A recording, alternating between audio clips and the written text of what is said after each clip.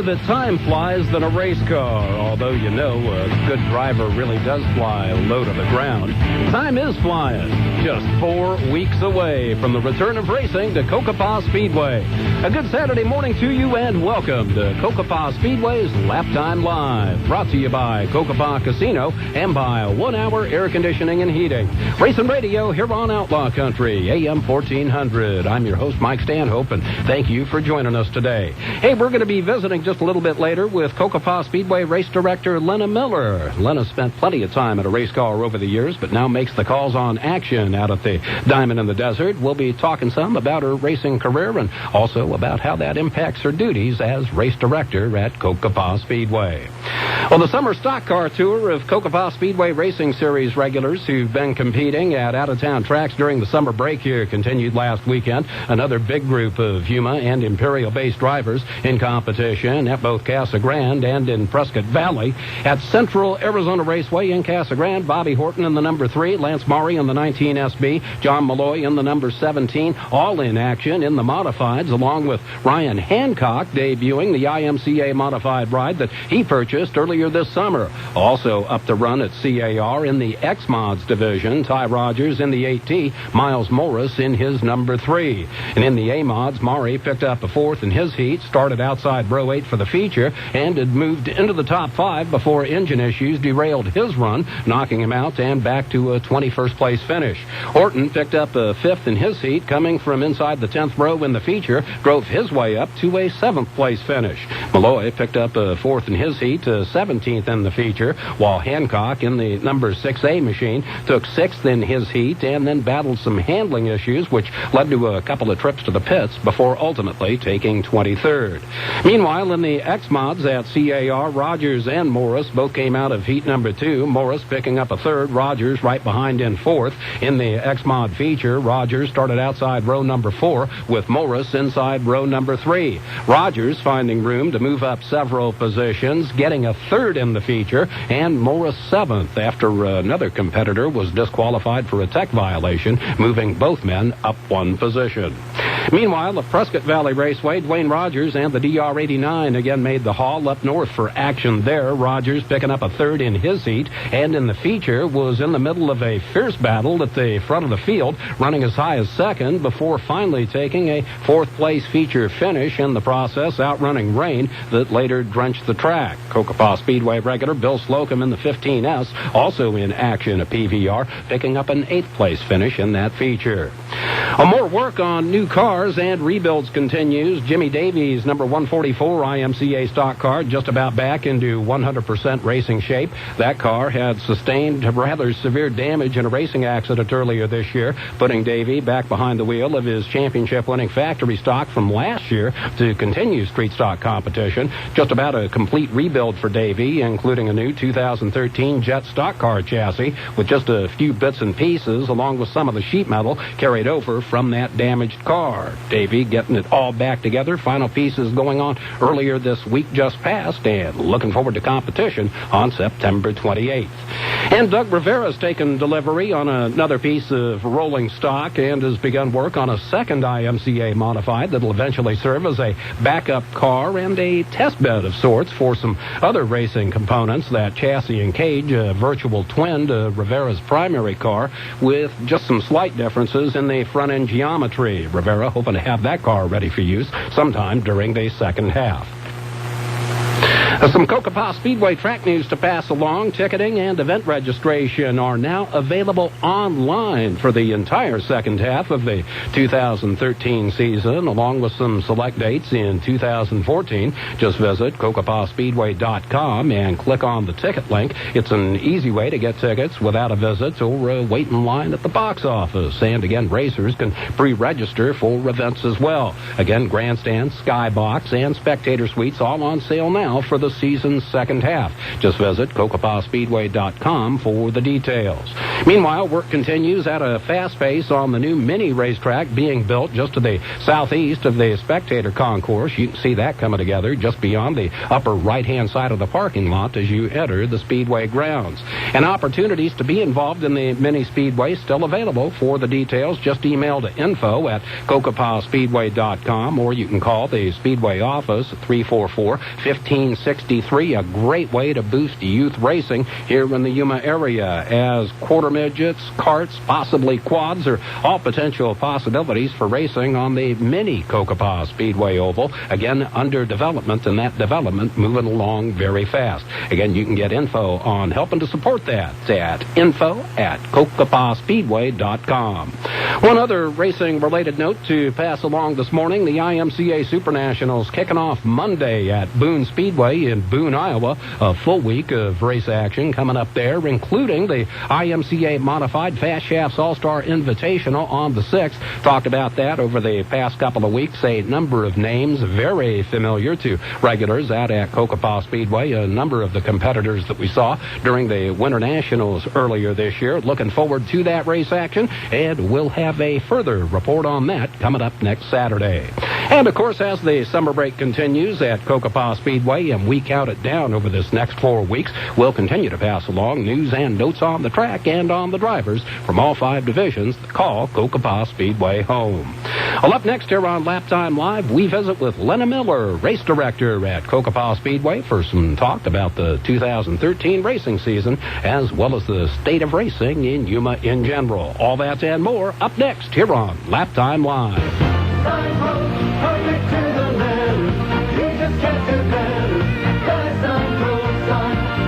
Advertise your business while you're out on the road. Sign Pro has vehicle magnets on sale through the end of September. 12 by 24-inch magnets are normally $75 per pair, but they're on sale for $65 a pair through September. You just can't do better. The Sign Pro sign. America comes to Sign Pro.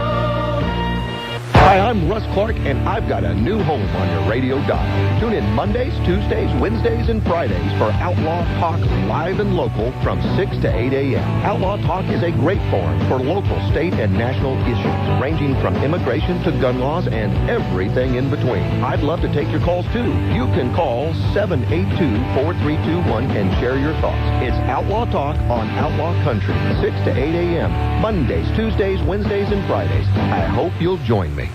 Time is ticking away on your best chance to save big on a Ford. Announcing the Labor Day Sell-a-thon, happening right now, but for a limited time only at your Arizona Ford dealers.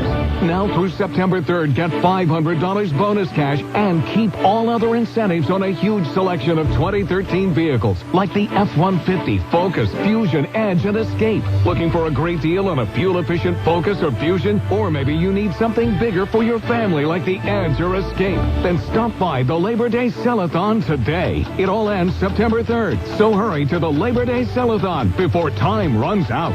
For details, visit your local FordDealers.com. Brought to you by your Arizona Ford dealers. Down payment bonus cash must be applied for the purchase or lease of a qualifying vehicle. Available in select 2013 Ford vehicles. Excludes Focus S and BEV, Fusion, Hybrid, and Energy, and F-150, Raptor, and STX. Take new retail delivery from dealer stock by 9/3/13. See deal for residency restrictions, qualifications, and complete details. Stay, play, dine at Cocopah Casino. Stay at the Cocopah Resort and Conference Center with mini suites, executive suites, and jacuzzi tubs. Play table games like classic blackjack, over 500 of the latest video and real slot machines, and bingo, voted Yuma's best for over 10 years. And dine at the Artisan Restaurant, offering breakfast buffets, lunch and dinner menus, and mouth-watering Angus steaks. Stay, play, dine at Cocopah Casino. Live the rush. Many people enjoy watching the changing seasons, but seasons aren't the only things that change.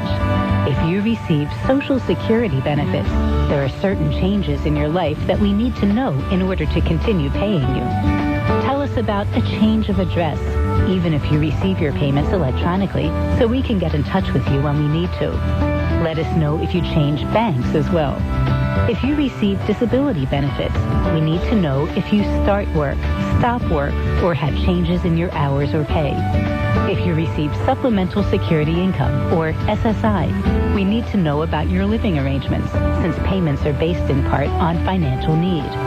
Learn more about the types of things you need to report if you receive Social Security or SSI at www.socialsecurity.gov.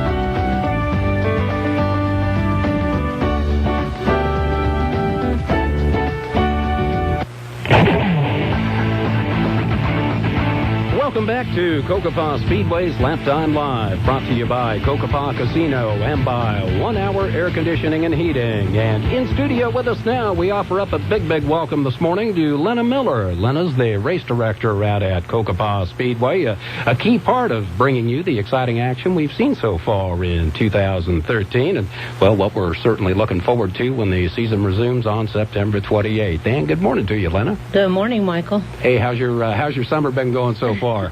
It's been pretty hot, but it's been good. It's been a nice break, but I'm ready to get back to racing. Hey, aren't we all? Well, just 4 weeks away from the resumption of the 2013 season. I know my blood's pumping over that. I'm sure yours is as well. Mine is, definitely. I watched my brother work on his race car in my garage, and it just makes me want to get out there.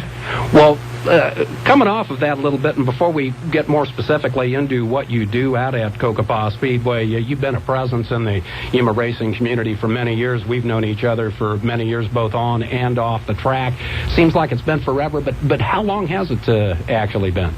Well, I moved to Yuma in '93, and my brother was racing then, and I pitted for my brother. I helped him out in the pits, and then I started racing in '99. So really since December of '92, I've been at the track every race. A lot of us with more than 20 years involved, and it's been a love affair the entire time, no doubt about that. Yes, it has. Well, so what's kept you involved? What's been the big attraction over the years? Well, we kind of grew up with racing. My dad was military, and we moved to Virginia when I was in the 3rd grade. My brother was in the 1st grade, and our first house was right next to an asphalt stock car track, and in the parking lot was a go-kart track, and that go-kart track is where we spent every day at that track, and eventually we started racing go-karts, and from there on we've been hooked. Wasn't all that long ago you were still wheeling a race car here in Yuma. Any standout moments that you had over the years, ones that you recall most fondly? Well, obviously my win in October of 2010, October 2010 here at Yuma.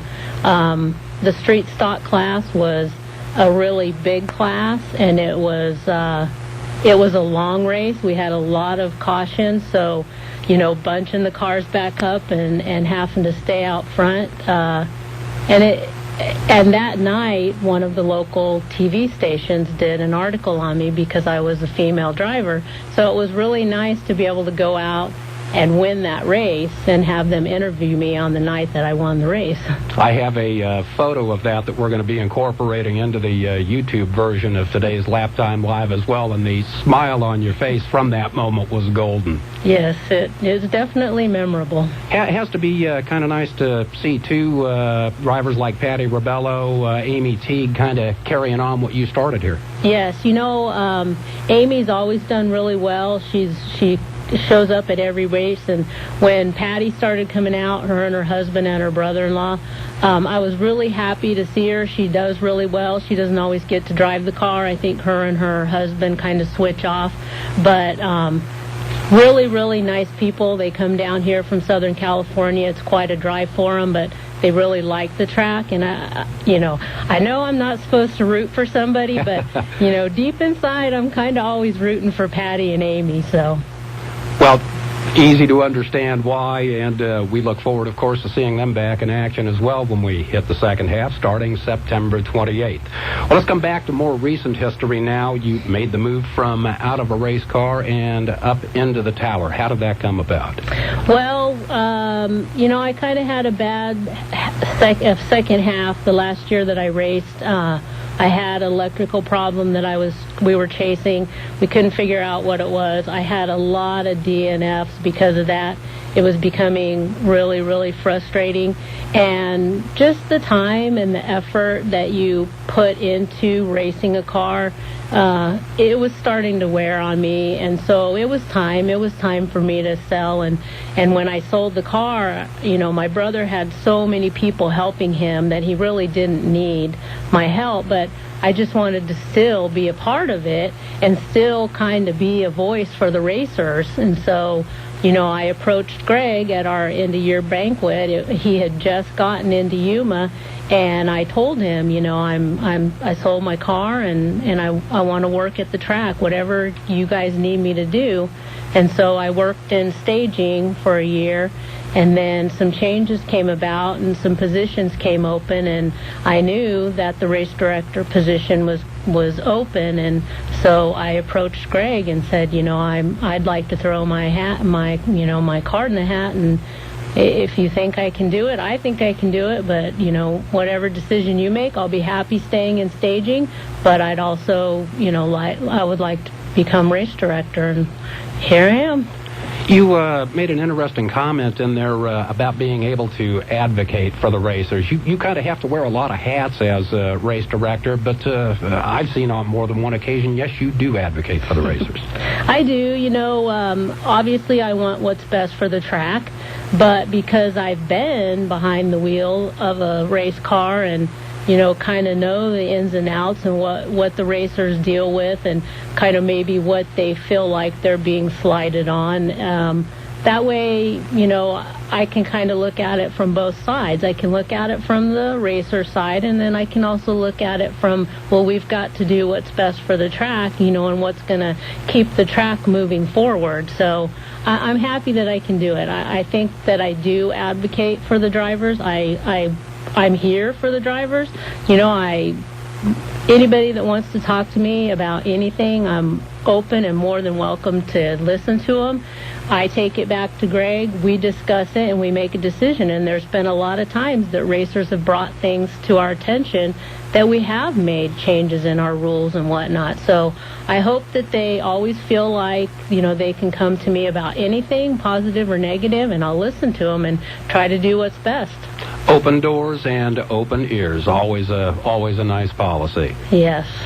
You have the ultimate call on what happens on track, but that involves working in tandem with a lot of other people, including the flagman. Can you tell us, kind of how that relationship works? Well, there's a lot of people that work out there that have race experience, that have been around the racetrack. And I always say, 4 or 5 sets of eyes is always better than one. So if something happens, I've got the flagman. I sometimes have, the pit steward is at the track entrance. He may see something I don't see. Even Greg, Greg sits up in the tower next to me, and a lot of things that go on we'll discuss at that time. A lot of things we'll discuss, the week after, just to try to say, hey, was that the right call? Should we do it different next time? Do we need to change something? I mean, I rely on everybody out there, and I value everybody out there's opinion about what's going on that track. We're talking with Lenna Miller, race director at Cocopah Speedway, here on Cocopah Speedway's Laptime Live. We'll rejoin our conversation here in just a moment on Outlaw Country AM 1400. Cocopah Speedway's Laptime Live brought to you by Cocopah Casino and by 1 Hour Air Conditioning and Heating. No matter what type of air conditioning or heating help you need, schedule some help from 1 Hour Air Conditioning. Ready for the season? 1 Hour Air Conditioning and Heating can help. No AC at all? 1 Hour can help. Need help upgrading your old inefficient system? 1 Hour can help. Now's the time to schedule your annual air conditioning safety inspection for just $59. Call 1 Hour today at 783-4242. Some limitations and exclusions apply. We're always on time, but you don't play your time. Hiking Fossil Creek? Yeah, if you love the great outdoors, this is the spot. I'll say. I'm Jim from APS. Have you heard of our refrigerator recycling program? No, what's that? It helps the environment by keeping your old fridge out of a landfill. Oh, really? Yeah. APS will even haul it away for free and give you a $30 rebate. So I get money and help the environment. It's definitely a win-win. You've got options. Find them all at aps.com/options. Program funded by APS customers and approved by the Arizona Corporation Commission. Welcome to Food City, where we're announcing an incredible Labor Day sale. Now through Monday, listen to these savings. Watermelon, 6 pounds for just 69 cents. Pork brisket ribs on sale, $1.29 a pound, sold in the value pack or in the bag. Doritos tortilla chips in the 11-ounce bag, just $1.69. Value Time foam plates, 40 count, or super soft napkins in the 160 count package, your choice, 79 cents. And Tecate or Modelo beer, 12-pack, 12-ounce cans, just $7.99. Thank you for shopping and saving at Food City, the store, with low prices when you need them. Crossroads Mission serves over 300 meals a day, and they're running low on many food items. There are days when Crossroads doesn't have enough meat, bread, or milk to feed those who come to them for help. Their wish list includes chicken, pork, roast beef, turkey, ground beef, tuna, eggs, and milk. Please drop off items at the Crossroads Kitchen, 944 South Arizona Avenue. If you'd like to organize a food drive, please call Barbara Rochester at 580-4482. Community Matters to Z93 at Outlaw Country.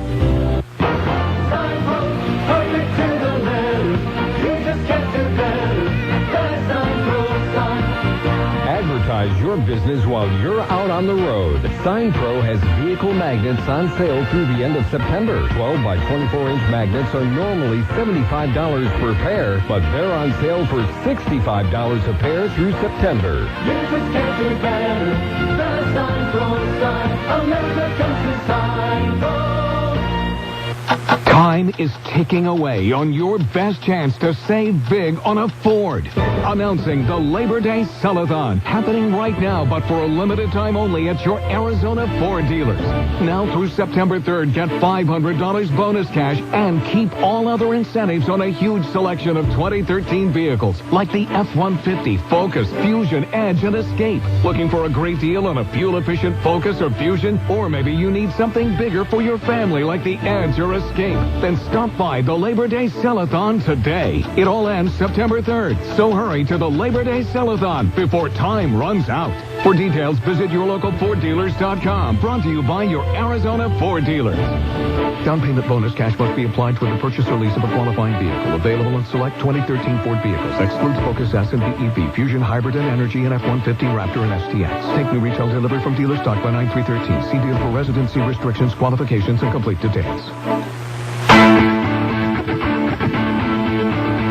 Listening to Racing Radio here on Outlaw Country AM 1400. It's Cocopah Speedway's Laptime Live, brought to you by Cocopah Casino and by 1 Hour Air Conditioning and Heating. And visiting again with us today here on Laptime Live, Cocopah Speedway Race Director Lenna Miller. And Lenna, talking a little bit earlier about some of your duties as race director, can you kind of share with us your vision of how races are officiated?